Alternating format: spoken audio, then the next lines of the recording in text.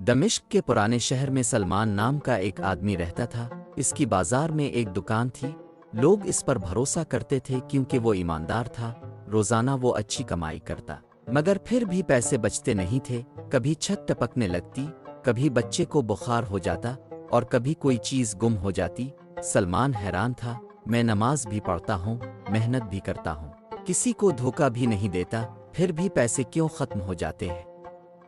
ایک رات اس نے دوست سے پوچھا۔ دوست نے آہستہ سے کہا، شاید تیرے رزق میں برکت نہیں ہے۔ برکت ہاتھ میں نہیں، دل اور گھر میں ہوتی ہے۔ ایک کام کرو، ہر صبح فجر کے بعد سورۃ قریش 3 بار پڑھا کرو، پھر خاموشی سے اپنے کام میں لگ جاؤ، دیکھنا برکت کیسے چپکے سے واپس آتی ہے۔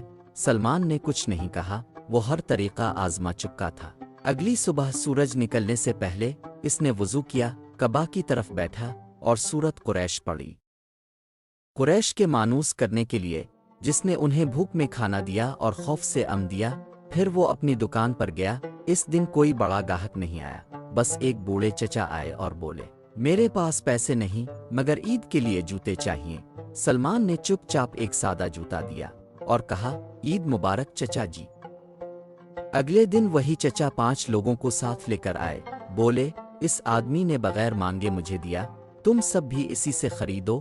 پورا ہفتہ سلمان کی کمائی وہی رہی، مگر اس بار کچھ بھی خراب نہیں ہوا، پیسے ضائع نہیں ہوئے، بچہ خوش تھا، گھر ہلکا محسوس ہو رہا تھا اور دل پرسکون تھا۔ ہفتے کے آخر میں سلمان نے اپنی بیوی سے کہا، اب مجھے سمجھ آ گیا، برکت بھرے جیب میں نہیں، خالی فریج میں ہوتی ہے، جو سب کو کھانا دے دیتی ہے۔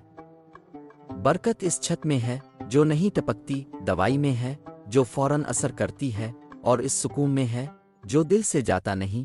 اگر تمہیں بھی لگتا ہے کہ پیسہ آتا ہے مگر ٹھہرتا نہیں، محنت کرتے ہو مگر سکون نہیں، تو وہی کرو جو سلمان نے کیا۔